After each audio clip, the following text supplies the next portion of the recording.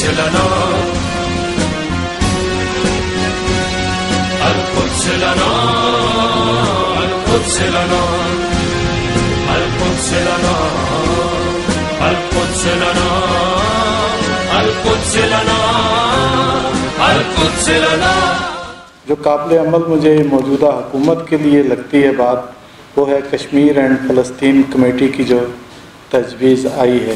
میں گزارش کرتا ہوں نہایت ہی ادب احترام سے محترمہ ڈاکٹر شیری مزاری کی خدمت میں وفاقی وزیر برائے انسانی حقوق کہ وہ آج کے موضوع کی مناسبت سے اظہار خیال کریں. بہت بہت شکریہ. مجلس وحدت المسلمین نے جو انویٹیشن دیا، لگتا ہے یہ ایک فورم ہے جدھر فرحت اللہ بابر صاحب اور میں ہمیشہ ہر سال اکٹھے ہوتے ہیں. آج بھی وہی ہوا ہے. القدس کا دن بہت اہم دن ہے، اور اس میں ایران کی حکومت جنہوں نے یہ دن کو شروع کیا، کمیموریشن کی، میں سمجھتی ہوں یہ بہت سگنیفیکنٹ ہے اور بہت ایک پولیٹیکلی بہت امپورٹنٹ انہوں نے یہ ایونٹ کی. اور مجھے یہ بھی بہت فخر ہے کہ جب ہمارے پرائم منسٹر نہیں بنے تھے، میں سمجھتی ہوں وہ واحد سیاسی لیڈر تھے جو ایران کی ادھر مشن میں القدس ڈے پہ گئے تھے اور انہوں نے وہاں تقریر بھی کی تھی. اور ہماری جو کمٹمنٹ ہے پیلسٹائن کاز کی، اس پہ کوئی سوال نہیں اٹھتا. بہت کلیئرٹی ہے. بہت سے پریشر آئے ہیں پچھلے دنوں میں کہ جی آپ اسرائیل کو ریکگنائز کر دیں، آپ یہ کر لیں، لیکن ہمارا موقف واضح طور پہ ہے کہ سوال ہی نہیں پیدا ہوتا کہ جب تک پیلسٹائن کے ساتھ ظلم اور تشدد ہو رہا ہے، جب تک ان کو ان کا حق نہیں مل رہا، تو کوئی موومنٹ نہیں ہو سکتی اسرائیل کی ریکگنیشن کے لیے. اور یہ واضح طور پہ ہر حکومت کی پوزیشن رہی ہے پاکستان کی، اور ہماری بھی وہی کیا کہتے پوزیشن ہے. القدس کا دن جو ہے کیا؟ بیسکلی یہ وہ دن ہے جب کہ القدس پہ حملہ ہوا تھا، اور وہ دن ہے آپ OIC جو بنی ہے وہ بنی اس وجہ سے ہے ایکچولی، جو ہم بھول جاتے ہیں. اب OIC میں آواز ہی نہیں اٹھتا اس دن کا، نہ پیلسٹائن کے لوگوں کا افسوس سے. لیکن OIC بنی اس وجہ سے تھی کہ القدس کی لبریشن ہو، کہ پیلسٹائن کا اسٹیٹ بنے، اور وہ ساری باتیں جس وجہ سے بنی تھی OIC، وہ انفارچونیٹلی مسلم امہ، اگر ایسی کوئی چیز ہے، کیونکہ آپس میں اب امہ لڑ ہی رہی ہے، دشمنوں سے باہر کم لڑ رہی ہے، اپنے آپ میں آپس میں لڑ رہی ہے. بہرحال وہ مسلم امہ اب OIC میں آواز ہی نہیں اٹھا رہی القدس کے بارے میں، نہ کشمیر کے بارے میں. جس طرح القدس کو ہم نے مسلمانوں نے اگنور کیا ہے، اسی طرح کشمیر پہ بھی وہی پرسپیکٹیو ہے، افسوسناک. اور دونوں کیسز کا بہت سملیرٹی بھی ہے، اور کیا کہتے ہیں ہمارا ایک پرنسپل پوزیشن رہی ہے اس پہ. بلکہ پاکستان کی اگر آپ ہسٹری دیکھیں تو جب ہم نئے ہمارا ملک بنا تھا، اس وقت بھی 50s کی میں بات کر رہی ہوں، ہم نے ہر مسلم کوز کو سپورٹ کیا ہے، مسلمانوں کی رہائی کے لیے، ان کی آزادی کے لیے. لوگ بھول جاتے ہیں، لیکن جب ٹونیزیا میں اور الجیریا میں جنگ آزادیاں ہو رہی تھی ادھر فرانس کے خلاف، پاکستانی پاسپورٹ ہم نے دیے تھے ان کے لیڈرشپ کو. فرحت عباس کو الجیریا میں، بورجیبا جو بعد میں ٹونیزیا کے لیڈر بنے تھے، پاکستانی پاسپورٹ پہ ٹریول کرتے تھے. فرانس میں ہماری جو ایمبیسی تھی، وہ ان کا ادھر سے وہ کمیونیکیشن ساری جاتی تھیں ہم نے. اور پھر آپ دیکھیں گے جو اسرائیل کی عرب اسرائیلی وار میں سیریا سے 2 پلینز جو اٹھے، وہ ہمارے پائلٹس نے پرسنل کیپیسٹی جا کے فلائی کیے. تو ہماری ایک کمٹمنٹ رہی ہے مسلم امہ کے حقوق کے بارے میں سٹینڈ لینا، اور سب سے آگے بڑھ کے لینا. اور میں سمجھتی ہوں یہ پوزیشن جو ہماری ہے ایک اصول اینڈ پرنسپل پوزیشن ہے، اس سے ہم نے نہیں بھٹکنا چاہیے. کیونکہ اگر ہم اس پوزیشن سے بھٹکتے ہیں تو ہماری پوزیشن کشمیر پہ بھی کمزور ہوتی ہے. اور ود ڈیو رسپیکٹ ٹو فرحت اللہ بابر صاحب، یہ صرف انسانی حقوق کا ایشو نہیں ہے انسانی حقوق کا، لیکن اس سے زیادہ یہ سیاسی ایشو ہے پولیٹیکل رائٹس کا ہے، یہ ایک آکیوپیشن کا ایشو ہے. آکیوپیشن جب، اور اس کے بین الاقوامی قوانین ہیں جو بتاتے ہیں کہ جو آکیوپیشن کا پاور ہے وہ کیا کر سکتا ہے اور کیا نہیں کر سکتا. اور ہندوستان اور اسرائیل دونوں ہر دھجیاں اڑا دی ہیں انہوں نے ان قوانین کی، جس طریقے سے وہ ظلم اور تشدد کر رہے ہیں آکیوپائڈ ٹیریٹریز میں. اور تو چھوڑیں، جو ہندوستان نے آسیہ اندرابی وغیرہ کو تیرا جیل میں رکھا ہے دلی میں، یہ سراسر آکیوپیشن کے قانون جنیوا کنونشن کے خلاف ہے. آپ آکیوپائڈ ٹیریٹری سے اس کی پاپولیشن کو آپ آکیوپیشن والے ملک میں جیل میں نہیں ڈال سکتے. تو یہ ساری چیزیں جو ہیں دنیا کے سامنے ہیں، لیکن افسوس یہ ہے کہ اس وقت اس پہ کوئی بات چیت نہیں کرنا چاہ رہا.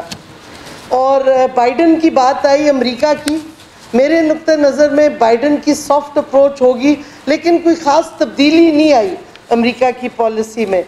بائیڈن نے ایک کمزور سا کنڈمنیشن کی ہے، کیا کہتے کنسرن، ایکچولی کنڈمنیشن نہیں کی، کنسرن ایشو کیا ہے.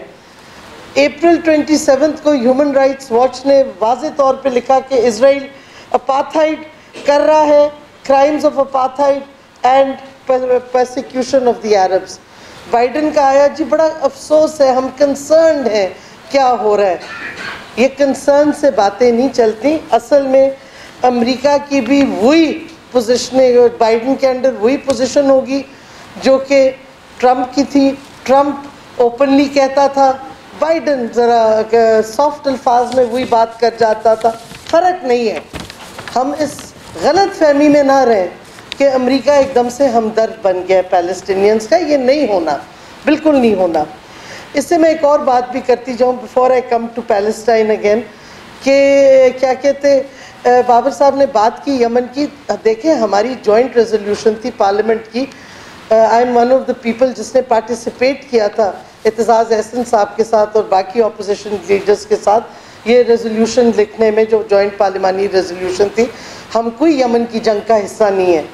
جو مسلم فورسز کی دوسری کولیشن ہے جس میں اور مسلم ممالک بھی ہیں، وہ اور وجہ وہ اینٹی ٹیرر یا جو بھی وجوہات ہیں، لیکن یمن کی جنگ میں پاکستان کیٹیگوریکلی نہ حصہ ہے، نہ بنا ہے، نہ بننا چاہیے. اور یہی پوزیشن آج بھی ہماری ہے.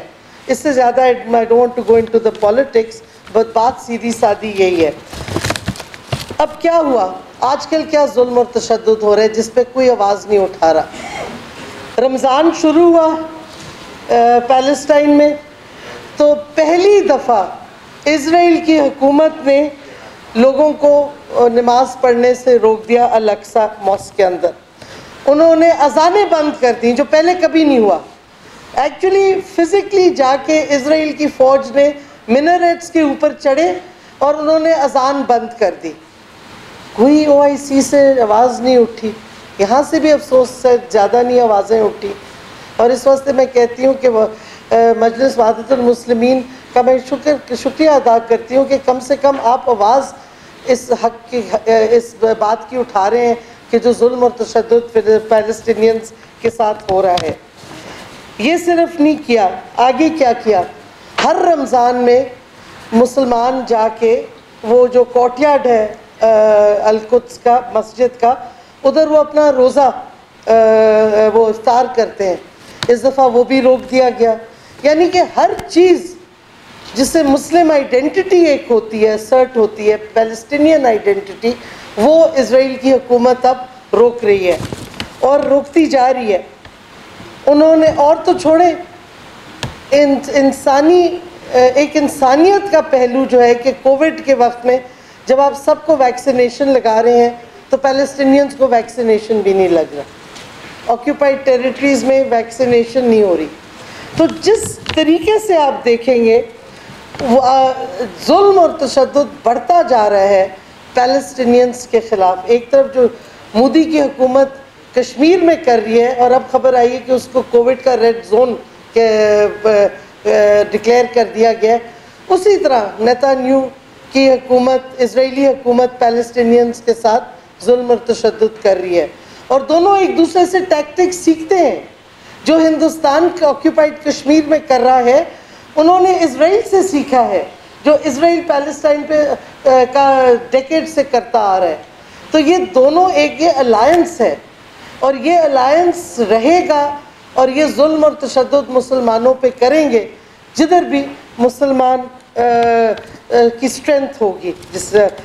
اور اب اسرائیلی پولیس نے ایک اور کیا کہا، ایک جو ایکسٹریمسٹ یہودی گروپ ہے، جس کو یہودی خود ایکسٹریمسٹ کہتے ہیں، وہ لہوا آرگنائزیشن کے نام سے، ان کو اسرائیل کی حکومت نے اجازت دی کہ وہ جیروسلم کے پرانے شہر میں جائیں، اور نعرے کیا لگا رہے تھے، death to Arabs, Arabs get out.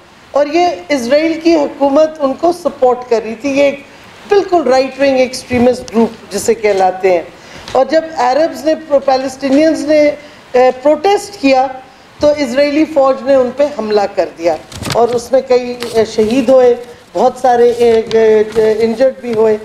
تو یہ اب حال یہ ہو گیا ہے پیلسٹائن میں کہ آپ اپنی جو ریلیجس فرائض ہیں وہ بھی نہیں آپ ادا کر سکتے، بڑی مشکل سے اگر آپ کریں گے، نہیں تو عام طور پہ آپ اکٹھے ہوں گے نماز کے لیے، روزہ افطار کے لیے، تو آپ کو پکڑا جائے گا۔ خاص طور پہ اگر جو جوان ہیں، یوتھ جو ہے پیلسٹینین، ان کو خاص طور پہ ٹارگٹ کیا جا رہا ہے۔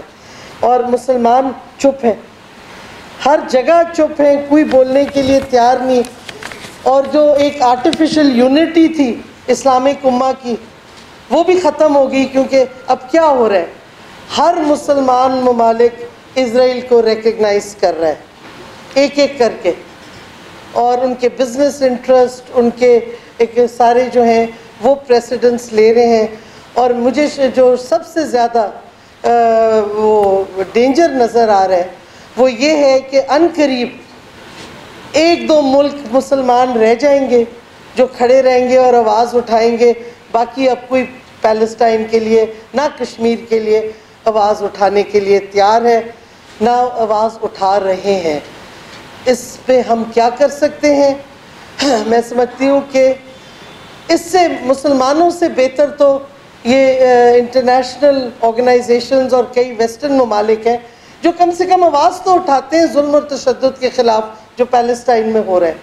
آواز تو اٹھتی ہے، مسلمانوں کی تو آواز ہی ختم ہو گئی۔ سب سے شرمناک بات یہ ہے، اور میں سمجھتی ہوں کہ پاکستان کی حکومت جو بھی حکومت ہو، آواز اٹھاتی رہتی ہے اور اٹھانی چاہیے اور اٹھاتی رہے گی، لیکن یہ کافی نہیں ہے۔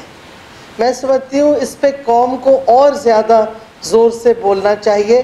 پارلیمان کی میں سمجھتی ہوں کشمیر کمیٹی ایک ہماری علیحدہ کمٹمنٹ ہے، لیکن کوئی چیز روک نہیں رہی کہ آپ پیلسٹائن کی کمیٹی بھی بنائیں، کیونکہ جو آپ نے پیلسٹائن پہ سیاسی کام کرنا ہے وہ فرق ہے کشمیر کے اوپر سے۔ کشمیر کا کوز ہمارا انڈیا کے ساتھ جو ہے کشمیر ریزولوشن، وہ فرق ہے۔ پیلسٹائن پہ ہم انفلوئنس اور پریشر دوسری طرح یوز کرتے ہیں۔ تو پیلسٹائن کمیٹی بنانے میں میں سمجھتی ہوں کوئی حرج نہیں، بلکہ میں یہ اسپیکر آف دا اسمبلی کو کہوں گی کہ ایک آپ پیلسٹائن کی کمیٹی بنائیں جیسے کشمیر کمیٹی ہے، اور آپ اس میں آواز اٹھائیں پیلسٹائن کی، اور اس کو لنک کریں پیلسٹینین گروپس کے ساتھ، اور وہ مسلم ممالک جیسے ایران ہے، اور وہ مسلم ممالک میں جو نان اسٹیٹ ایکٹرز ہیں، جو ہیومن رائٹس کے گروپس ہیں، ان کے ساتھ لنک کریں تاکہ ایک کامن پالیسی آپ کی بنے، تاکہ کسی طرح ہم یہ ظلم اور تشدد جو اسرائیل کر رہا ہے پیلسٹائن میں اس کو ختم کروایا جائے۔ اب جو حالات ہیں کہ نہ صرف سارے مسلمان ممالک اسرائیل کے ساتھ دوستی لگا رہے ہیں، اکنامک انویسٹمنٹس کر رہے ہیں، لیکن جیروسلم کو بھی وہ اسرائیل کا وہ کیپٹل تسلیم کرنے کے لیے تیار ہوتے جا رہے ہیں۔ اس سے زیادہ مسلمانوں کے ساتھ زیادتی کیا ہے، پیلسٹینینز کے ساتھ زیادتی کیا ہے کہ آپ جیروسلم جس کے لیے OIC بنی تھی، جیروسلم جس کو ہم نے لبریٹ کرنا تھا، اب آپ کے مسلمان ممالک تسلیم کر رہے ہیں کہ جروسلم اب اسرائیل کا کیپٹل ہے. تو یہ جب تک آواز نہیں اٹھے گی زور سے، جب تک پیلسٹینینز کو ہر قسم کا سپورٹ نہیں ملے گا ان کی جد و جہد میں اسرائیل کے خلاف، یہ ایشو وہ کہتے ہیں کہ آہستہ آہستہ لوگ تھک کے کہیں گے جی اب ہو گیا، سٹیٹس کو ایکسیپٹ کر لیں. اور جس دن آپ نے سٹیٹس کو ایکسیپٹ کیا تو آپ سمجھیں کہ یہ یہودی کی اور ادھر کشمیر میں ہندوستان کی جیت ہوگی، اور مسلمان پھر ایک دفعہ ہار کے بیٹھ جائیں گے. Despite economic power, military power, پھر بھی آپ اپنے دشمن کو ہرا نہ سکے، نہ سیاسی گراؤنڈ پہ نہ ملٹری گراؤنڈ میں. کتنی جنگیں لڑی ہیں عربز نے اسرائیل کے ساتھ، کبھی جیتے ہیں؟ یہی سارا مسئلہ ہے. نہ ہم سیاسی طور پہ ان کو ان کا چیلنج صحیح طریقے سے لے سکتے ہیں، نہ ہم ملیٹریلی ان سے لڑ سکتے ہیں. اور میجر وجہ یہ ہے کہ ہمارے آپس میں اتحاد نہیں ہے مسلمانوں میں. جس دن مسلمان میں اتحاد ہوگا اس وقت صحیح معنوں میں ایک مسلم امہ کی ہم بات کر سکتے ہیں. ابھی ہم جب مسلم امہ کہتے ہیں تو اس کی کوئی میننگ نہیں ہے، کیونکہ مسلم امہ کے آپ پیچھے اپنے دیکھیں تو کوئی نہیں کھڑا ہوا. تو اتحاد جب تک مسلمانوں کا آپس میں نہیں ہوگا، جب تک میں سمجھتی ہوں کہ نہ ہم مسلم امہ کی طاقت دکھا سکیں گے، نہ ہم مسلم امہ کی صحیح معنوں میں بات کریں گے جو کہ باقی دنیا تسلیم کرے کہ واقعی ایک طاقت ہے جو کہ مسلم امہ ہے. ابھی تک تو کوئی طاقت نہیں ہے مسلم امہ، اور اسی واسطے دنیا آپ کے ساتھ ظلم اور تشدد کرتا ہے.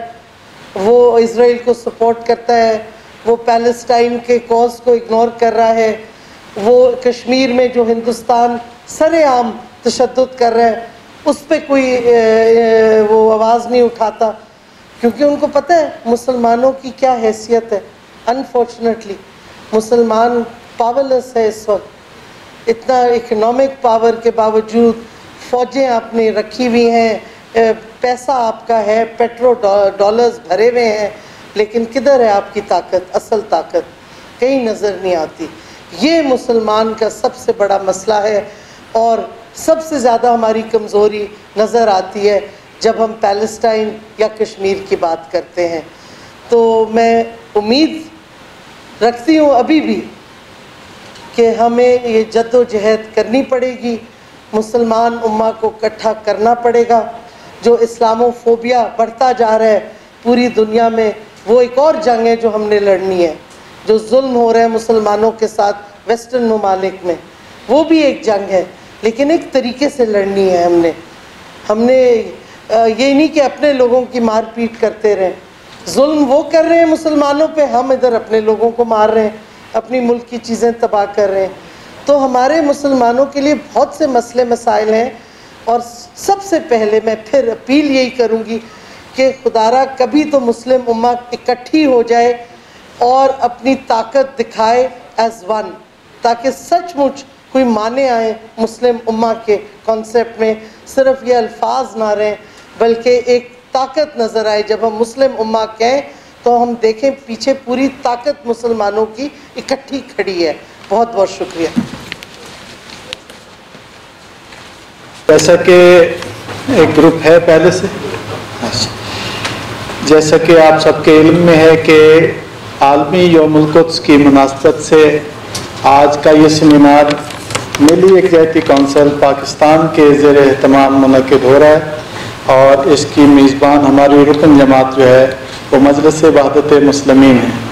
جناب قبلہ لیاقت بلوچ صاحب جو ملی یکجہتی کونسل کے سیکرٹری جنرل اور جماعت اسلامی کے نائب امیر ہیں، ان کی صدارت میں یہ سیمینار منعقد ہو رہا ہے. وہ تشریف لا چکے ہیں، اور جناب نظر اللہ صاحب سینئر جرنلسٹ بھی موجود ہیں، میں ان کو بھی خوش آمدید کہتا ہوں. جناب عبدالرشید ترابی صاحب جو رکن قانون ساز اسمبلی آزاد جموں کشمیر ہیں اور صدر ہیں ملی یکجہتی کونسل آزاد جموں کشمیر، ان کو بھی خوش آمدید کہتا ہوں. اور جناب پروفیسر ڈاکٹر قبلہ عیاض جو چیئرمین اسلامی نظریاتی کونسل ہیں اور بہت ہی ہم سب کو عزیز ہیں، وہ تشریف لائے ہیں، ان کو بھی میں خوش آمدید کہتا ہوں. اب میرا فریضے میں ذرا تھوڑی سی وہ مشکل آ گئی ہے. وقت کے کم ہونے کی وجہ سے، تو جناب قبلہ راجہ ناصر عباس صاحب جو سیکرٹری جنرل ہیں ملی اپنا مجلس وحدت المسلمین کے، ان کو ذرا طبیعت ان کی ٹھیک نہیں ہے ذرا، اس لیے وہ جلدی تشریف لے جائیں گے۔ میں گزارش کرتا ہوں کہ وہ تشریف لائیں اور گفتگو کرنا ہے آپ سے۔ بسم اللہ الرحمن الرحیم۔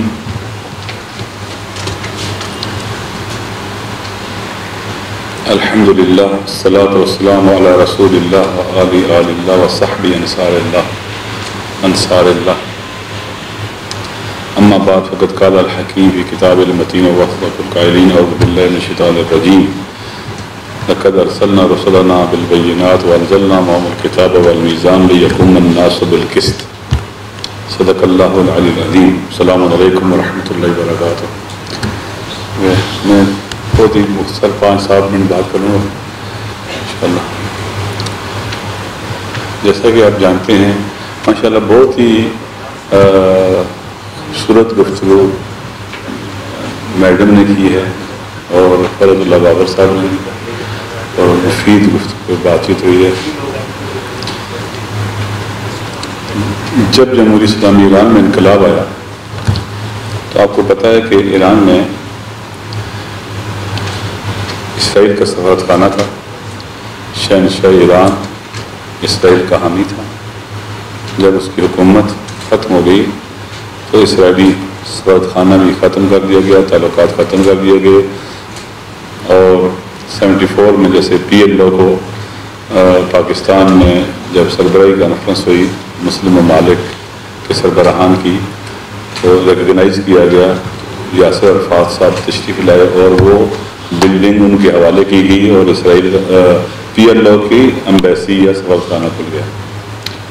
اور اسی سال امام خمینی قدس سرہ نے ماہ رمضان کے آخری جمعے کو یوم القدس کے نام سے ڈکلیئر کیا کہ ہم سب، وجہ کیا تھی آپ جانتے ہیں کہ جیسے فرد اللہ بابر صاحب نے کہا اور میڈم صاحب نے کہا کہ مسلمان حکمران وہ فلسطین کاز کے ساتھ اس طرح سے سنجیدہ نہیں رہے تھے جیسے ہونا چاہیے تھا، بلکہ انہوں نے لفظ استعمال کیا کہ فریب اور دھوکے کا، فلسطینیوں کو دھوکہ دینا شروع کر دیا گیا، فریب کاری شروع ہوگی فلسطینیوں کے ساتھ۔ تو امام خمینی نے جو کہ انقلاب کو لے کے آئے تھے، انہوں نے کہا کہ فلسطین کو ایک عوامی مسئلہ بننا چاہیے، صرف حکمرانوں کے ہاتھ میں نہیں رہنا چاہیے۔ سافٹ وار میں عوام کا بڑا نقش رول ہوتا ہے، رائے عامہ اور پبلک اوپینین کو ڈیولپ کرنا اور پریشرائز کرنا دشمن کو۔ لہذا انہوں نے اناؤنس کیا، الحمدللہ پوری دنیا میں یوم القدس ماہ رمضان کا آخری جمعہ، اس کے دن مظاہرے ہوتے ہیں اور ان کے ساتھ ہمدردی رمایت کا اعلان ہوتا ہے۔ سافٹ وار بہت اہم ہوتی ہے جس کے اندر عوام کا نقش رول بڑا اہم ہوتا ہے، رائے عامہ کا نقش رول بڑا اہم ہوتا ہے، میڈیا کا رول بہت اہم ہوتا ہے، مؤثر شخصیات جن کی بات عوام سنتے ہیں ان کا رول بہت بڑھ جاتا ہے۔ آپ جانتے ہیں کہ اس وقت میں ممکن ہے بھی 2-4 باتیں آپ اس سے کیسے کریں، موافقت کریں یا ممکن ہے قبول نہ کریں۔ اسرائیل اپنی تاریخ کے ایک غاصب سیونسٹ حکومت، بدترین سیاسی، سماجی اور اس طرح کے بحرانوں کا شکار ہے۔ گزشتہ 2 سال میں 4 دفعہ وہاں الیکشن ہوا ہے، سوسائٹی ڈیڈلی ڈیوائیڈڈ ہے اور حکومت نہیں بن پا رہی، اور تقریباً نتنیاہو کا 15 سالہ سیاسی جو اس کا ایک رول تھا وہ ختم ہونے کو جا رہا ہے۔ اسرائیل کو اگر دیکھا جائے تو اسرائیل کی بعض علاقوں میں جو چوڑائی ہے 17 یا 24 کلومیٹر ہے اور میکسیمم 137 کلومیٹر ہے، جس کی کوئی ڈیپتھ نہیں ہے اور اس کی کوئی بیک بھی نہیں ہے۔ سوال یہ ابھی جو صورتحال ہے، یہ 2-3 جنگوں کے بعد اسرائیل نے جو مختلف علاقوں پر قبضہ کیا اس کے بعد اس کی یہ پوزیشن بنی ہے یعنی شروع میں بہت چھوٹا سا تھا جب انہوں نے قبضہ کرنا شروع کیا انہوں نے 48 میں 47 48 میں. کیا وجہ ہے کہ مسلم ممالک کے دل میں ہے اور یہ ابھی تک یہ جرثومہ یہ سرطان کا جو ٹیومر ہے یہ باقی ہے ہمارے اندر. اس لیے امریکن کی جو اس ریجن کے اندر سیکیورٹی کے بنیادی ستون تھے ان میں سے ایک عام ستون اسرائیل تھا. اس نے گریٹر اسرائیل بننا تھا, بہت بڑا اسرائیل بننا تھا, جس کے لیے امریکہ نے $7,000 ارب خرچ کیے موجودہ جنگوں کے اندر ویسٹرن ایشیا میں. میں نے پہلے بھی تو عرض کیا تھا کہ ڈیوڈ فرامکن کی کتاب ہے پیس ٹو اینڈ آل پیس, جس میں وہ فرسٹ ورلڈ وار کے حوالے سے لکھتا ہے کہ جنگ شروع اس لیے ہوئی تھی کہ گریٹر مڈل ایسٹ یا ماڈرن مڈل ایسٹ, اب نام مجھے یاد نہیں رہا ہے یا ماڈرن ہے یا گریٹر ہے, مڈل ایسٹ بنانا ہے. آپ نے دیکھا فرسٹ ورلڈ وار سے سیکنڈ ورلڈ وار تک جب ختم ہوتی ہے کہ پوری مسلم پٹی تقسیم ہوئی ہے. افریقہ کے مسلم ممالک سے لیں, پھر ویسٹرن ایشیا, پھر ساؤتھ ایشیا تک آ جائیں, یہ پوری پٹی انہوں نے تقسیم کر دی مسلم ممالک کی. خلافت عثمانیہ کو ختم کر دیا گیا اور مسلمانوں کی طاقت کو توڑ دیا گیا, اور باقاعدہ اس کے اندر مسلم ممالک کے اندر جو شخصیات تھیں, افراد تھے, وہ استعمال ہوئے, اندر سے لوگ استعمال ہوئے. ایسے ہی نہیں, باہر سے آ کے جب تک اندر سے خیانت نہ ہو باہر کا آ کے حملہ کامیاب نہیں ہوتا. اس طرح سے اب نئے سرے سے سلسلہ شروع ہو گیا اس ریجن کے اندر کو, جب سوویت یونین کا ڈاؤن فال ہو گیا کہ دوبارہ سے ری سائز کر کے ری شیپ کر دیں اور اب گریٹر اسرائیل بنانا ہے ہم نے. لیکن آپ کو پتا ہے کہ فلسطین میں ایک ریزسٹنس شروع ہوگی اسرائیل کے خلاف غزہ سے, اور لبنان پر جو اسرائیل نے قبضہ کیا تھا وہاں پر ریزسٹنس شروع ہوئی حزب اللہ کی شکل میں, جس نے اسرائیل کو شکست دے دی اور اسرائیل کو مجبوراً لبنان سے باہر نکلنا پڑا. 82 میں آیا اور 2000 میں اس نے لبنان کو چھوڑا. 18 سال وہ لڑتے رہے اسرائیل کے ساتھ, بیروت تک آ گیا تھا. ادھر سے فلسطین کے اندر غزہ کے اندر جو ریزسٹنس ہے وہ بہت طاقتور ہو گئی ہے, بہت طاقتور ہو گئی ہے. ابھی آپ دیکھیں گے کہ ابھی اسرائیل کبھی بھی ان پر 2 دن جنگ مسلط نہیں کر سکتا. غزہ کے اندر جو ریزسٹنس ہے, پہلے اباؤٹ 50 ڈیز بھی رہی ہے, 22 ڈیز بھی رہی ہے. لاسٹ جنگ انہوں نے 48 آور حملہ کیا ہے غزہ کے اوپر, اس کے بعد مصر کو شامل ملا کر انہوں نے سیز فائر کیا ہے. اندر ان کو پتہ لگ گیا ہے کہ مذاکرات کی ٹیبل پر سوائے دھوکے کے اور کچھ نہیں ہے. ہم نے بات چیت شروع کی, یاسر عرفات صاحب نے کیمپ ڈیوڈ آیا, اس کے بعد کیا ہمارا حال ہوا. جتنے بھی مذاکرات کیے ہیں اگر آپ گراؤنڈ پر ویک ہوں تو آپ کی ڈپلومیسی کوئی بڑی اچیومنٹ نہیں کر سکتی. گراؤنڈ پر آپ کو طاقتور ہونا چاہیے. اس وقت ریزسٹنس بہت طاقتور ہے وہاں پر. اسرائیل بہت چھوٹا سا ہے, اس کی میکسیمم آبادی جو ہے نا 24 کلومیٹر چوڑائی اور 120 کلومیٹر لمبائی میں ہے.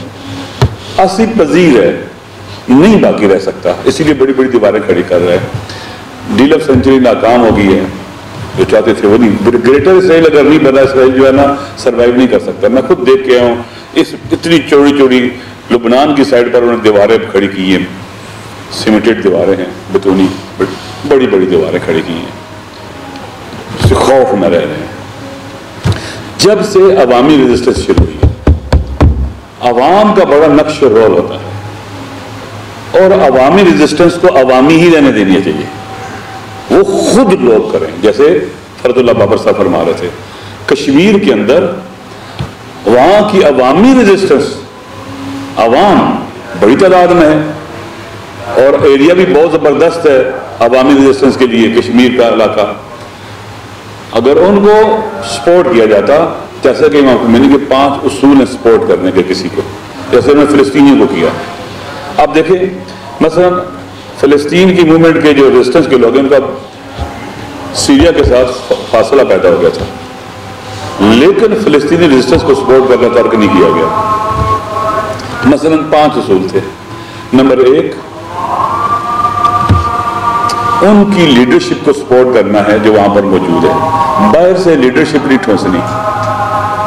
پہلا اصول کہ آپ باہر سے ان پر لیڈر بھیجیں، باہر سے لوگ ہو جائیں، وہ وہاں پر نہیں، انہی کی جو عوام کے اندر جڑیں رکھنے والی لیڈرشپ ہے انہیں کو سپورٹ کریں. جیسے مثلا کشمیر کے مقبوضہ کشمیر کے اندر سید علی گیلانی اور اس طرح کے بزرگان موجود ہیں.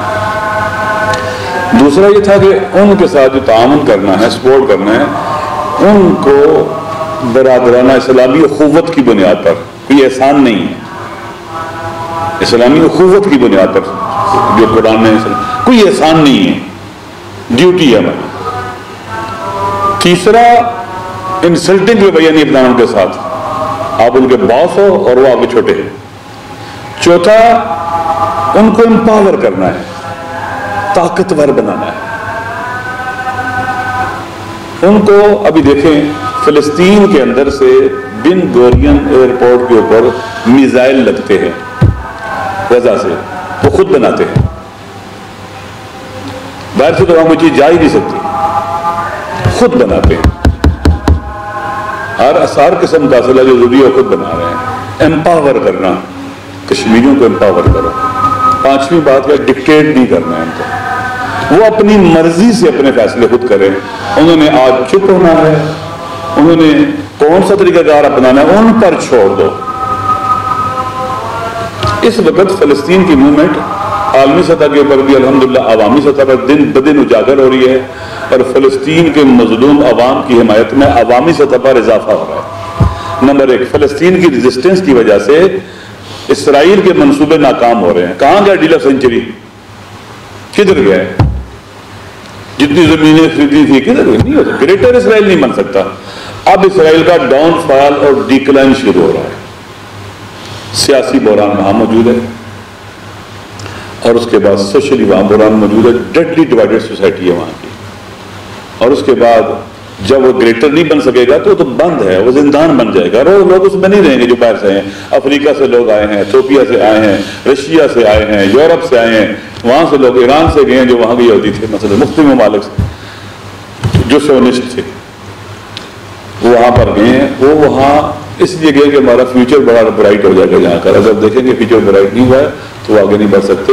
پاکستان کے اندر الحمدللہ پاکستان کے عوام فلسطین کے ساتھ ہیں، یعنی بہت سے مسلمان ممالک بظاہر کہتے ہیں فلسطین کے ساتھ ہیں، لیکن انہوں نے اسرائیل سے سفارتی تعلقات قائم کر رکھے ہیں.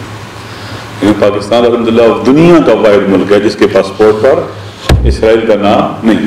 واحد ملک ہے دنیا کا. ہمیں فخر ہے کہ ہم اس وطن میں رہتے ہیں. اور آخری بات کہ اگر ہم کٹھے، جیسے مولانا صاحب بھی کہہ رہے تھے، یونٹی بہت عام ہے اتنے بڑے کاز کے لیے. پاکستان اسٹریٹجیکلی بہت عام جگہ پر واقع ہے. 22 کروڑ عوام کا ایک ایٹمی ملک کا بڑی طاقت ہے. اس کا لیڈنگ رول ہونا چاہیے، اس کا کسی کے تابع ہو کر رول نہیں بنانا چاہیے ہمیں اپنا. دیکھیں مہاتیر محمد جب آئے تھے، ان کی حکومت آئی تھی، انہوں نے سب سے پہلے کیا کام کیا تھا؟ ملیشین فورسز کو سعودی عرب سے واپس بلا دیا تھا. درست ہے. اس وقت یمن کے اندر جو متجاوز قوتیں تھیں وہ شکست کھا چکی ہیں. کل امریکن آئے ہوئے تھے وہاں مذاکرات کرنے کے لیے عمان میں، ان کے مذاکرات ناکام ہو گئے ہیں. وہ لوگ یہ کہتے ہیں کہ ہمارا محاصرہ ختم، ہم پر حملے ختم کرو، اور یمنیوں کے ڈائلاگ ہوں، آپس میں بیٹھ کے فیصلہ کر لیں. لہذا اس وقت پاکستان کو، ہم سب جانتے ہیں کہ بہت سے فیصلے ایسے ہوتے ہیں جن میں ہماری سیاسی حکومتوں کا نقش و رول بہت ہی کم ہوتا ہے یا نہیں ہوتا. بعض اوقات ایسے بھی ہوتا ہے. آپ مجھے بتائیں کہ جو پرویز مشرف صاحب نے افغانستان کے حوالے سے فیصلہ کیا تھا وہ پاکستان کی سیاسی جماعتوں کی تائید سے ہوا تھا؟ نہیں. یا اس سے پہلے جو ضیاء صاحب کے دور میں افغانستان کے حوالے سے ہوا، پاکستان کی پولیٹیکل جو سیاسی قوتیں تھیں ان کی طرف سے ہوا تھا؟ نہیں. ایک جنرل نے کیا تھا فیصلہ، اس نے فیصلہ کیا، جیسے مارشل لا لگایا ہوا تھا، اس نے فیصلہ کیا تھا. لہذا پاکستان کے اندر اگر سیاسی قوتیں، بعض مسائل پر اختلافات ہوتے رہیں گے، اس لیے کہ 3-4 پارٹیاں 5-6 ہیں، لیکن کچھ مسائل ایسے جن پر اتفاق ہو سکتا ہے اور ہونا چاہیے. ان میں سے ایک مسئلہ کیا ہے؟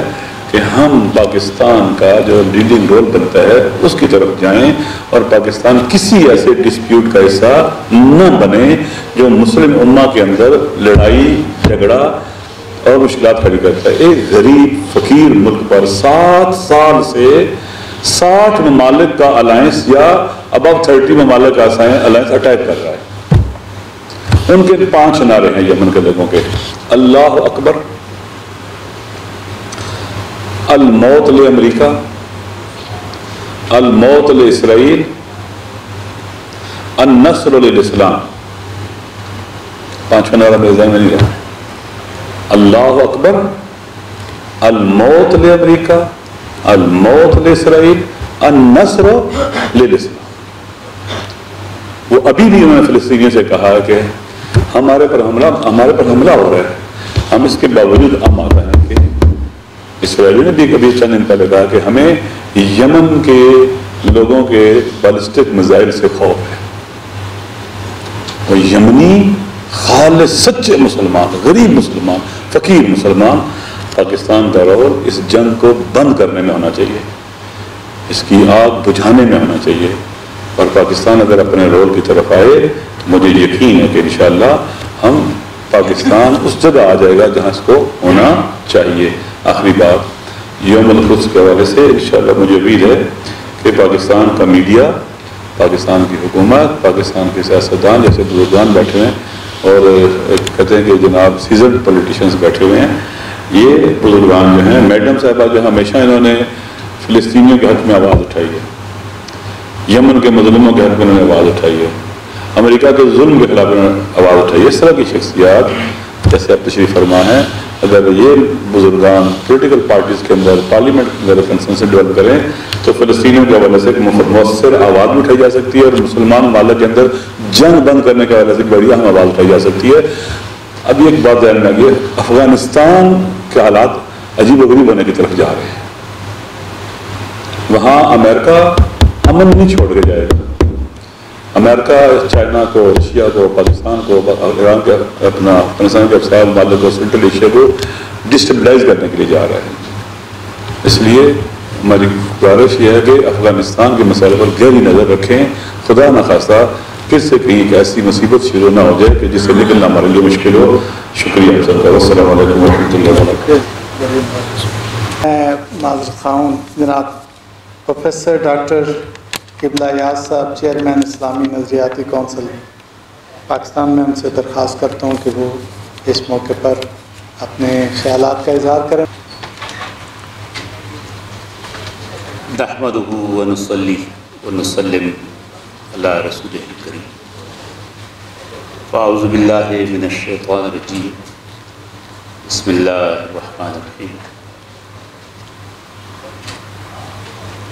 بے انتہا شکر گزار ہوں مجلس وحدت المسلمین اور ملی یکجہتی کونسل کا کہ انہوں نے یوم القدس کی اس محفل میں آج آپ کے ساتھ گفتگو کا موقع دیا.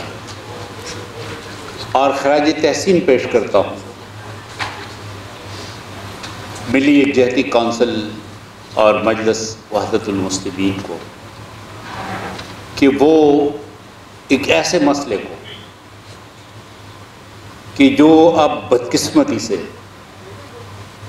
بین الاقوامی مسائل کے ایجنڈے سے رفتہ رفتہ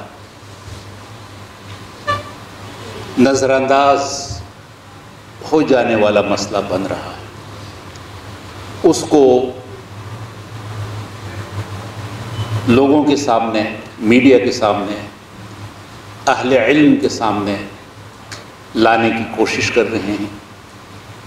اور یہ ایک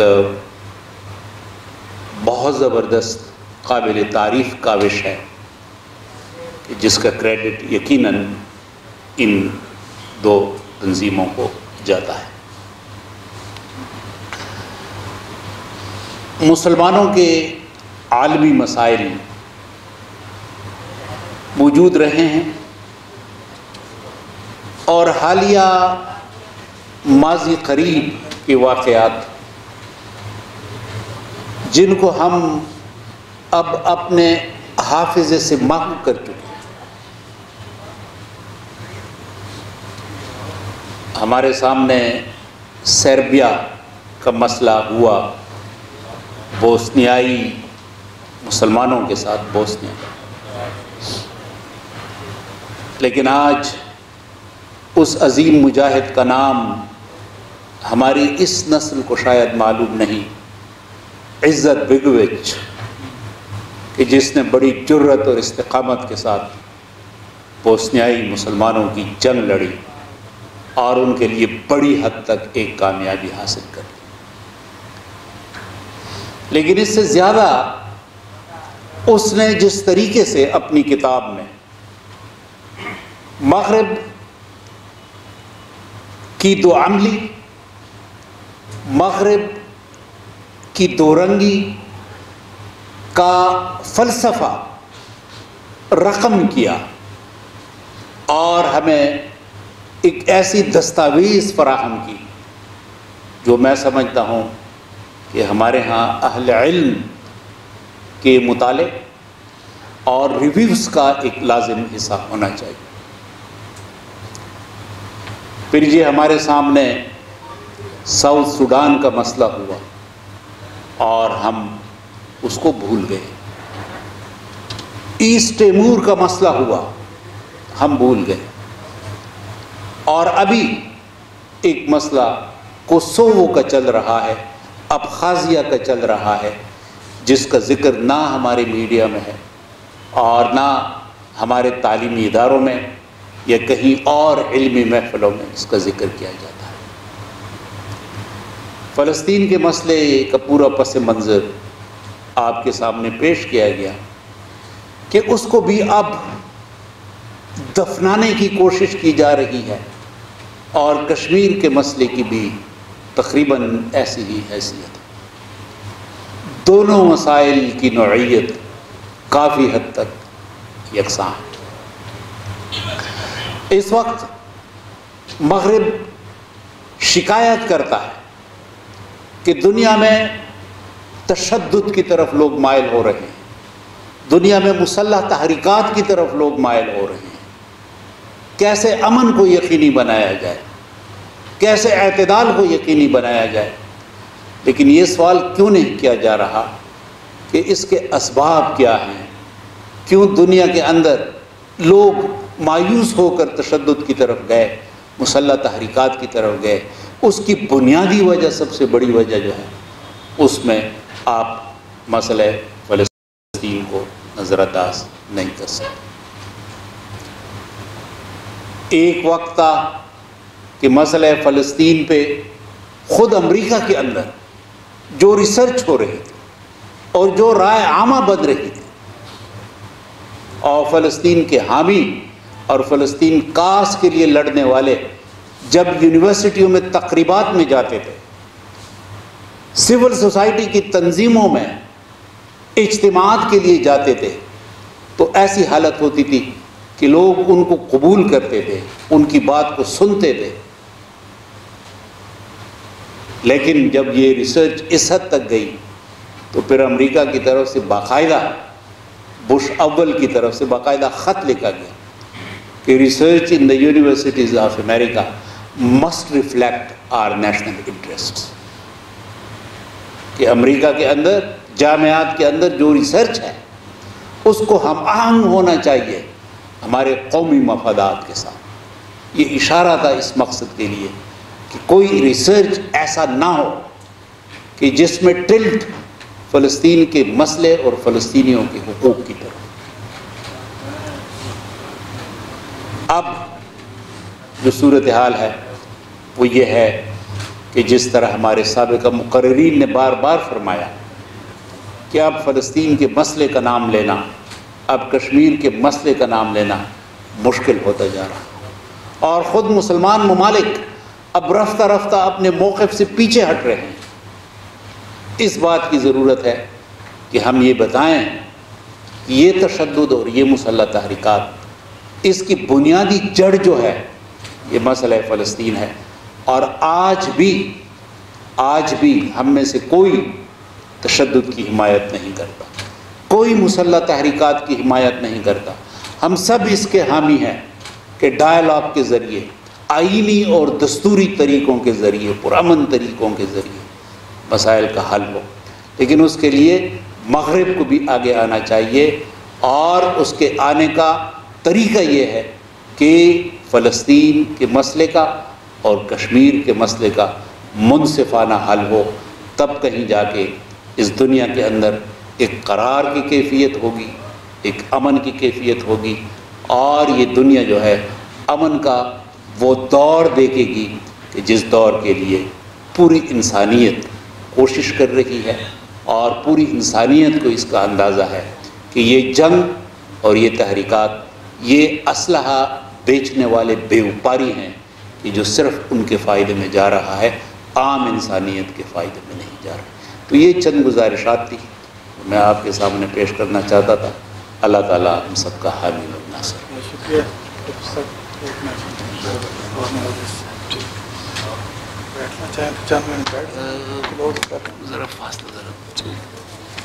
اچھا جی، اب لوگ کہتے ہیں جی معجزے اب نہیں ہوتے، میرا خیال ہے معجزے ہوتے ہیں، اور آپ ابھی دیکھیں گے کہ ہمارے مقررین جو لیاقت بلوچ صاحب محترم سے پہلے وہ بہت ہی اپنا معجزہ آپ کو دکھائیں گے، انتہائی اختصار کے ساتھ گفتگو کرنے کا۔ میں محترم ناصر شیرازی صاحب سے گزارش کرتا ہوں کہ بالکل چند نکات آپ پیش فرمائیں، اور آپ کو ہنر آتا ہے اس کا۔ خود میں نے بھی یہ اتفاقاً سوچا تھا کہ بہت ساری باتیں ہو گئی ہیں ایک انتہائی اختصار کے ساتھ، لیکن ایک بات ضرور کلیئر کرنا چاہ رہا ہوں۔ یہ جو موضوع لکھا ہے قبلہ اول کی آزادی قریب ہے، ظاہر ہے یہ قریب، وہ قریب والی بات ہم نہیں بتا سکتے ہیں۔ جو ایک قریب ہے مثلا قیامت کے قریب ہونے کی بات کہی گئی، وہ اللہ کا سلسلہ ہے، وہ اللہ اور اس کے جو مفسرین ہیں قرآن کے وہ بتائیں گے۔ یہ جو قریب لکھا ہے، ہم اس قریب کی تفسیر کر سکتے ہیں، اس قریب کی ہم امپلیمنٹیشن کو بتا سکتے ہیں آپ کے سامنے کہ کیا قریب۔ یہ بالکل ویگ نہیں ہے، یہ کوئی ایسی ٹرم نہیں ہے جس کا کوئی اینڈ نہیں ہے، یہ کوئی ایسی بات نہیں ہے جو اینڈ لیس فیوچر ہے، نہیں، اس کی کچھ اسٹیٹسٹک موجود ہیں، میں اس کا ایک خلاصہ آپ کی خدمت میں پیش کرتا ہوں۔ ایک خواب دیکھا گیا، خواب یہ تھا کہ ہم نے اس سرزمین موعود کو لینا ہے۔ سرزمین موعود یعنی وہ سرزمین جس کا ہم سے وعدہ کیا گیا ہے۔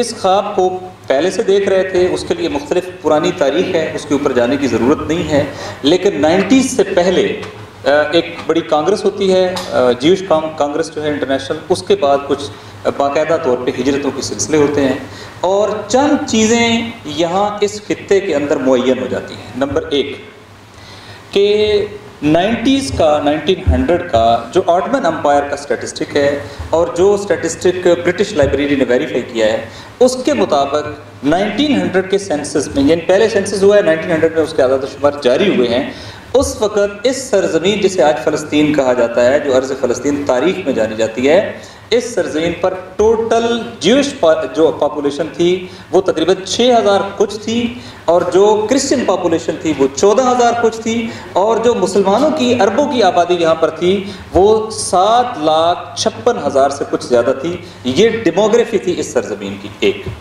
دو، یہ خطہ تاریخی اعتبار سے مسلمانوں کے پاس آ رہا تھا، اور جو کروسیڈ وارز ہوئی اس کے نتیجے میں بھی، اور اس سے پہلے بھی مختلف جنگوں کے نتیجے میں مسلمانوں نے اس سرزمین کو کنٹرول حاصل کیا ہوا تھا، اور یہاں پر اپنے مذہبی جو مقامات ہیں وہ ان کا کنٹرول تھا۔ البتہ یہ حق حاصل تھا جو تھوڑی بہت مارجنلائز کرسچن پاپولیشن تھی یا جو پاپولیشن تھی جیوش کی، کہ ان کو یہ حق حاصل ہے کہ وہ اپنے مذہبی مراسم کر سکتے ہیں، ان پہ عمل کر سکتے ہیں۔ پھر یہ کہ یہاں کی ڈیسیژن میکنگ، جو آخری وہاں کا میونسپیلٹی تھی، ٹوٹل 100 ووٹ ہے جیوز کا وہاں پر، 100 ووٹ، 100 ووٹ، وہ بھی 101 ووٹ ہے، یہ ٹوٹل ان کی وہاں پر اسٹرینتھ ہے۔ اور یہ بھی آٹمن امپائر کی ہمت ہے کہ انہوں نے ان کو اس کے اندر شیئر دیا ہوا تھا اور پارٹیسپیشن کا رائٹ دیا ہوا تھا۔ خواب دیکھتے ہیں کہ ہمیں اس سرزمین پر قبضہ کرنا ہے، چونکہ یہ پرومسڈ لینڈ ہے، اس سرزمین پر قبضہ ہوگا، پوری دنیا پر ہماری حکومت کا خواب آئے گا۔ اس کو لیڈ کرتی ہے زیونزم کی موومنٹ، جو جیوش کا ایکسٹریمسٹ ورژن ہے۔ یہ ورژن کہتا ہے کہ پوری دنیا سے یہودیوں کو اس سرزمین پر جانا چاہیے۔ پہلے تو وہ میگریشنز کرتے رہے، پھر اس نتیجے پر پہنچتے ہیں کوئی بڑا بہانہ چاہیے جس کے نتیجے میں بڑی مومنٹم پکڑے گی مائگریشن، ہم وہاں پر آباد ہوں، آبادی کا توازن جو ہے وہ چینج کر دیں اور اس سرزمین کو ٹیک اوور کر لیں۔ لہٰذا جو آخری مارکا ہوتا ہے پیچھے بہت ساری چیزوں کو چھوڑ کے، وہ سیکنڈ ورلڈ وار، وہ اس سے پہلے جو ہے وہ جرمنی کے اندر جو پرسیکیوشن بیان کی گئی ہے جیوز کی، اس کو بنیاد بنا کے بڑا ہی اللاجیکل کہ جرمنی میں ظلم کیا ہے، یہودیوں پہ ظلم کیا ہے تو یورپ میں ظلم ہوا ہے، اگر ہم اس کے مفروضے کو مان لیں تو یورپ میں ہونے والے اس ظلم کی سزا ایشیا کو کیوں ادا کرنی ہے؟ جو یورپین نان مسلم نے ظلم کیا ہے اس کی سزا مسلمانوں کو کیوں ادا کرنی ہے؟ اور جو فرض کریں کہ آپ کے یورپین ریس کے لوگوں نے کام کیا ہے اس کی سزا جو ہے وہ اربن نسل لوگوں کو کیوں ادا کرنی ہے؟ لیکن بہرحال یہ ایک گیم تھی اور اس کے نتیجے میں پورا ماحول بنایا گیا۔ آج بھی جیسا کہ ابھی بتا رہے تھے کہ یورپ کے اکثر ممالک میں اگر آپ ہولوکاسٹ کے اوپر ریسرچ کرنا چاہیں تو بعض ممالک میں 5 سال ہے اور بعض ممالک میں 15 سال تک آپ کو قید ہو سکتی ہے، اور آپ اس کے اوپر اوپن ریسرچ یا ایم فل کا ٹاپک نہیں لے سکتے، پی ایچ ڈی کا ٹاپک نہیں لے سکتے۔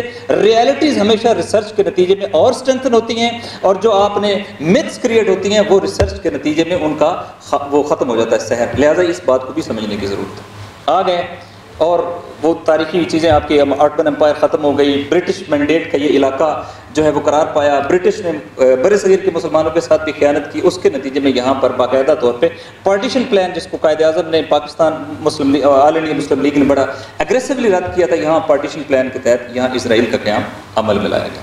اب چونکہ اس کو سسٹین کرنا تھا لہذا اس کی 5 بڑی علامتیں تھیں کم از کم۔ ایک بڑی علامت یہ تھی کہ یہ اسرائیل انڈیفیٹیبل ہوگا، اس کو یونائٹڈ نیشن کی سپورٹ حاصل ہوگی، اس کا ملٹری جو ہے وہ اسٹیٹ آف دا آرٹ ہوگی، اور اس کا جو یہ ایڈوانٹیج ہے وہ اتنا زیادہ ہوگا کہ کوئی ملٹریلی اس کو ٹیک اوور کرنے میں کامیاب نہیں ہو سکے گا، لہذا یہ انڈیفیٹیبل ہونا چاہیے۔ آپ ان کی موومنٹ اٹھا کر دیکھ لیں، ہگانا موومنٹ ہے، صابرہ شتیلہ کے اندر جس طریقے سے انہوں نے قتل عام کیا ہے، جس طریقے سے چند ہزار افراد نے لاکھوں لوگوں کو ایکسپیل کیا ہے، وہ ان کی بروٹیلٹی کا بھی اظہار ہے لیکن ملٹری مائٹ کا بھی اظہار ہے کہ اسرائیل کو قائم کرنے کے بعد سے انہوں نے ملٹری مائٹ اتنا ڈیولپ کیا۔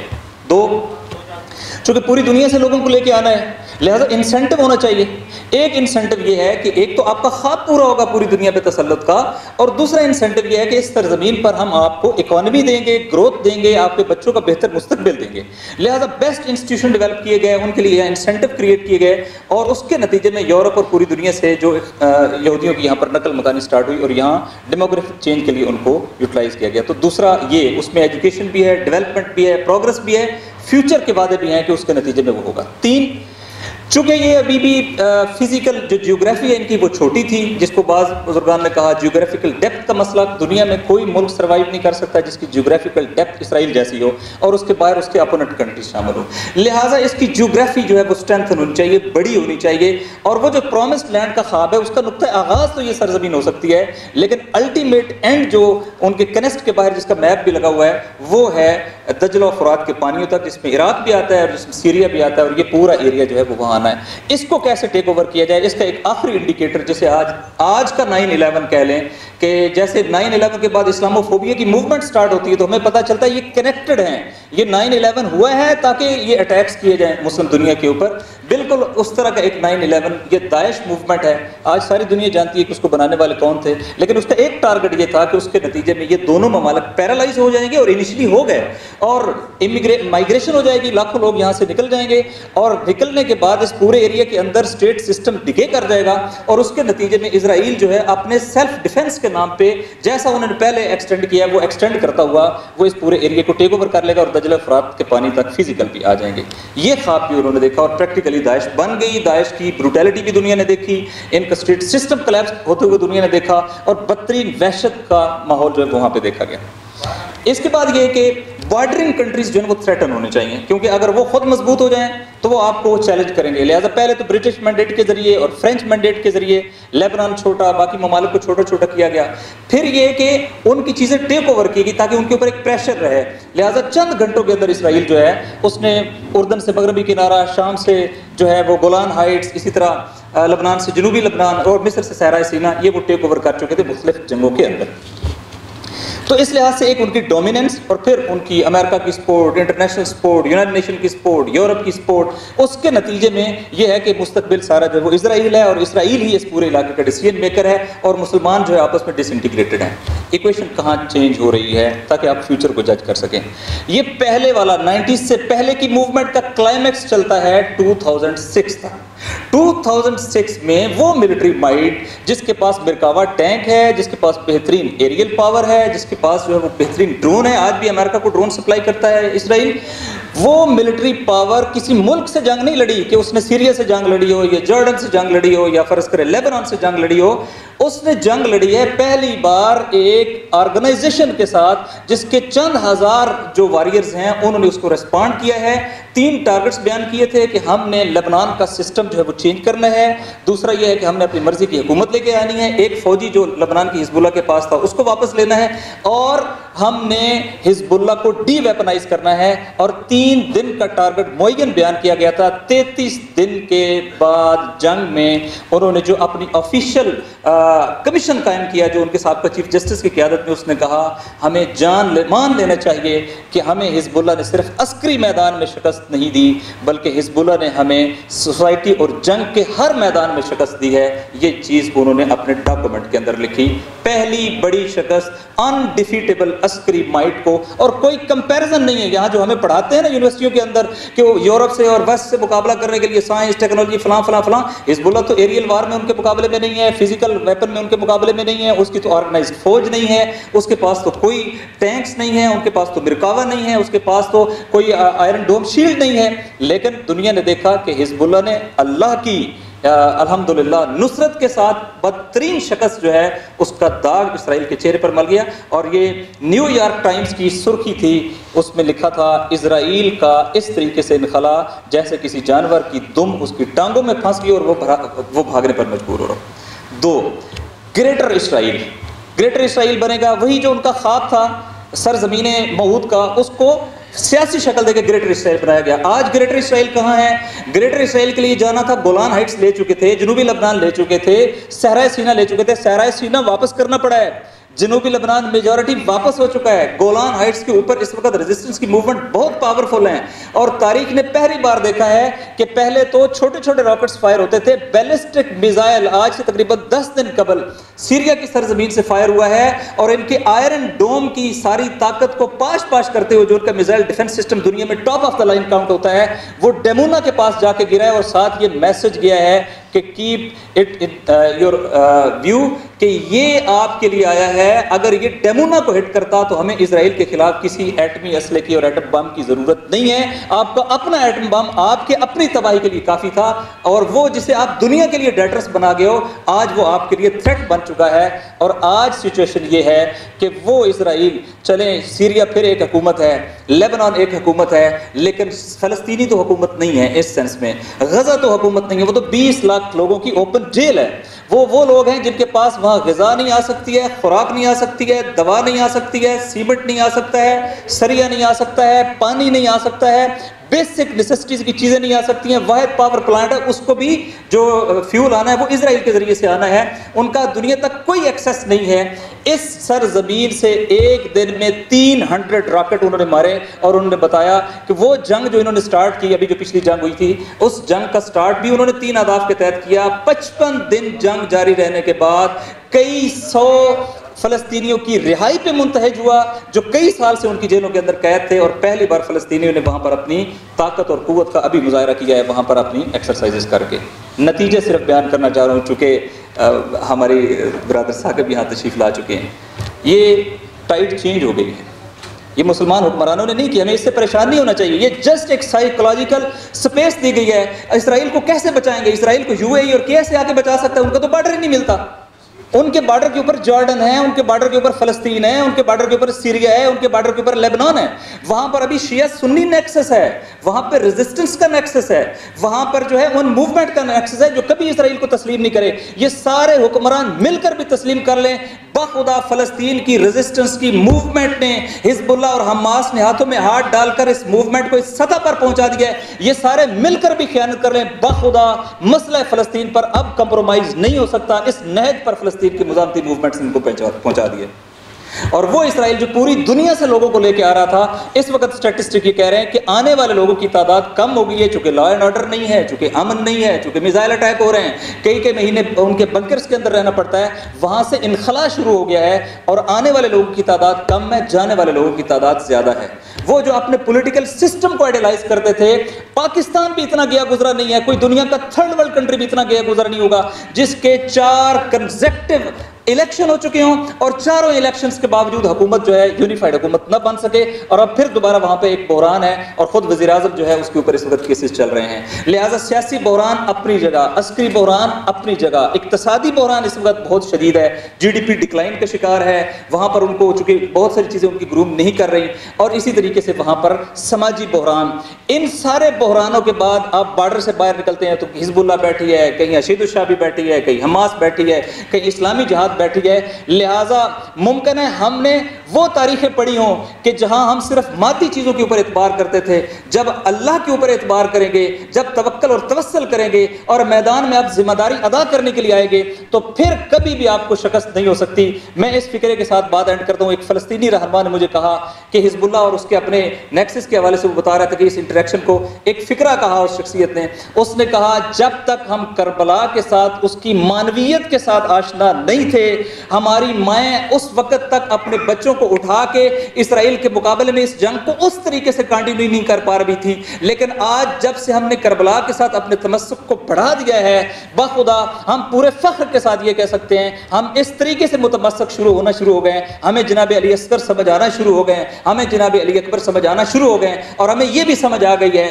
کہ یزید تو اس وقت 23 ریاستوں کا حکمران تھا، وہ خود کو سسٹین نہیں کر سکا تھا، یہ کیسے سسٹین کریں گے؟ اور انشاءاللہ 1400 سال پہلے بھی خیبر کا قلعہ اور یہودیت کا مرکز اس وقت کے علی ابن ابی طالب علیہ السلام نے مسمار کیا تھا، اور 1400 سال بعد بھی انشاءاللہ تعالی شیعہ اور سنی یونٹی کے ساتھ آج کی یہودیت کا یہ مرکز جو ہے وہ بدترین انشاءاللہ تعالی فشار کے ساتھ اس دنیا کے نقشے سے مٹے گا۔ یہ ایک حقیقت ہے، اور یہ جو ڈکلائن تازہ سٹارٹ ہوا ہے 2006 کے بعد سے لے کر، ایک کامیابی اگر ہمارا پورا فورم ہم بیٹھا کو دکھا دے کہ ایک سنگل اچیومنٹ اسرائیل کی 2006 سے لے کر آج تک وہ نہیں لکھی جا سکتی ہے، جیسے وہ ساری چیزیں جو انہوں نے بیان کی وہ ہوا میں تحلیل ہو گئی۔ انشاءاللہ یہ ڈیل آف دا سینچری، یہ برہمے کے کارڈ، یہ بھی ہوا میں تحلیل ہو جائیں گے، اور وہاں مسجد اقصیٰ ہوگی، وہاں اللہ اکبر کا نعرہ ہوگا، وہاں مسلمانوں کی مشترکہ نماز ہوگی، اور وہاں انشاءاللہ تعالی آزادی ہوگی، فلسطین ہوگا، اسرائیل نہیں ہوگا۔ اور پاکستان کا یہ خواب بھی جو اس نے اپنے پاسپورٹ پہ لکھا ہے انشاءاللہ تعالی لکھنے کی ضرورت بھی باقی نہیں رہے گی، چونکہ اس وقت دنیا میں اسرائیل نام کا کوئی ملک باقی ہی نہیں ہوگا۔ والسلام علیکم ورحمۃ اللہ۔ بہت ہی خوبصورتی سے ٹرانسلیٹ کیا ہے نہایت ہی عزیز برادر ناصر عباس شیرازی صاحب نے۔ قبلہ اول کی آزادی قریب ہے، اس کو اب تشریف لاتے ہیں جناب عبدالرشید ترابی صاحب، اور یہ سیکنڈ لاسٹ ہمارے آج کے خطیب ہیں۔ اس کے بعد صدارتی خطبہ جناب لیاقت بلوچ صاحب ارشاد۔ آپ تشریف لائیں نا، چل کشمیر اور فلسطین اکٹھے تو نظر آئے نا، آپ تشریف لائیں۔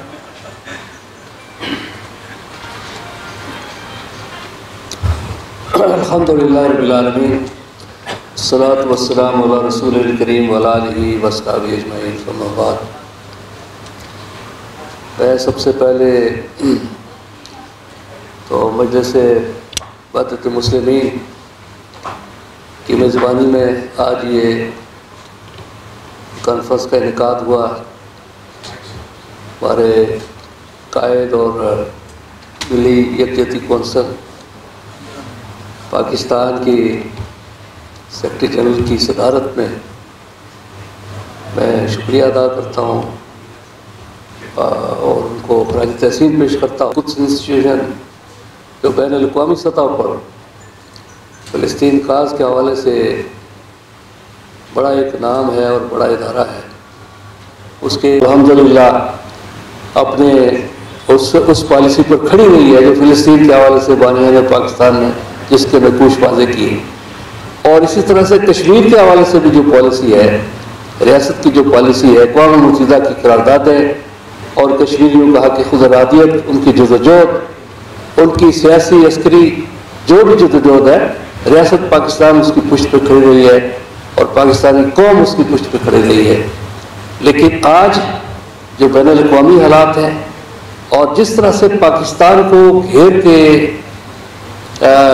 مجبور کیا جا رہا ہے کہ وہ فلسطین میں بھی پسپائی اختیار کرے اور کشمیر میں بھی پسپائی اختیار کرے، خاص طور پر پچھلے دنوں کشمیر کے حوالے سے مختلف حلقوں کی طرف جو اشارات آئے وہ بہت ہی تشویش کا باعث ہے اہل کشمیر کے لیے کہ ماضی فراموش کر دیا جائے اور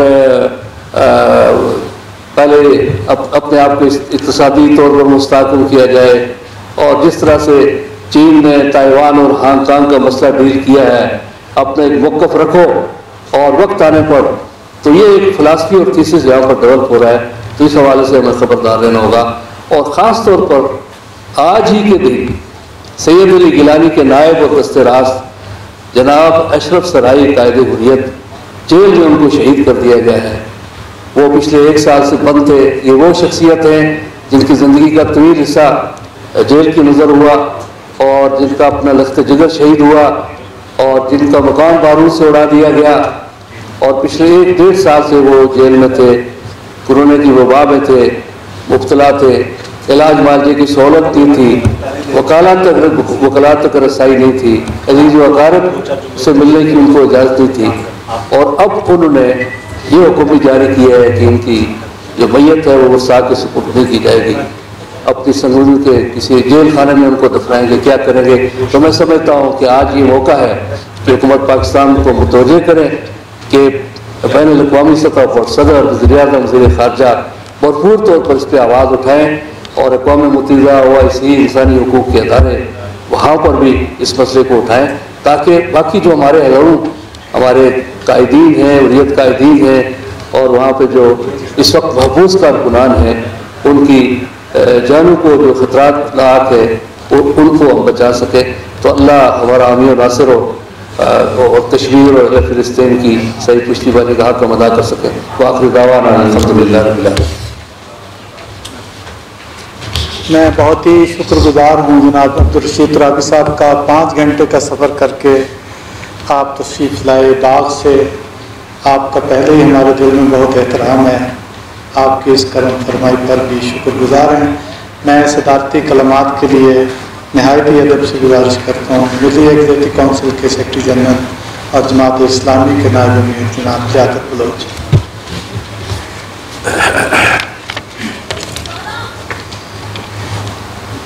السلام علیکم ورحمۃ اللہ وبرکاتہ۔ بسم اللہ الرحمن الرحیم۔ قائدین محترم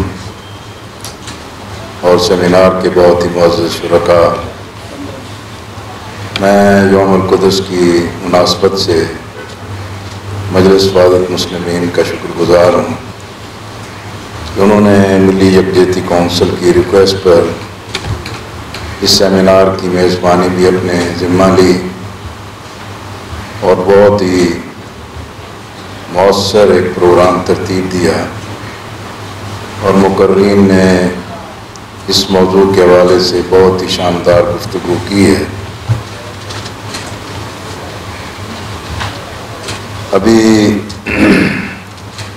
گزشتہ دنوں لاہور میں بھی ایک سیمینار تھا، اسد عباس نقوی صاحب نے وہاں مدعو کیا۔ جب میں وہاں پہنچا تو اس وقت کوئی تھا نہیں، اور اب میں تقریر کے لیے کھڑا ہوا ہوں تو کوئی باقی بچا نہیں، لیکن یہ صدارت کے ساتھ ایسے ہی ہوتا ہے، اللہ تعالیٰ قبول کرے گا۔ حضرات محترم، میں مختصراً یہی عرض کرنا چاہتا ہوں، بہت ہی شاندار تجزیہ ہوا ہے، چیزوں کی صحیح نشاندہی ہوئی ہے، تشخیص کی گئی ہے، لیکن ہم دیکھیں کہ ایک طویل مدت سے فلسطین کا مسئلہ جو مسلسل یہ خون رس رہا ہے، کشمیر کا مسئلہ جس پر ایک ظلم اور جبر اور بربریت مسلط کر دی گئی ہے، لیکن دنیا اس مسئلے کو نہیں حل کر پا رہی۔ ہم دیکھ رہے ہیں کہ افغانستان جو ایک طویل مدت سے استعماری قوتوں کی ایک اماجگاہ بنا ہوا ہے، اور جس کی بنیاد پر پورے خطے کا امن تہوبالا ہے، اب یہی نہیں ہے کہ بلکہ اس کی خرابیوں کی کوکھ سے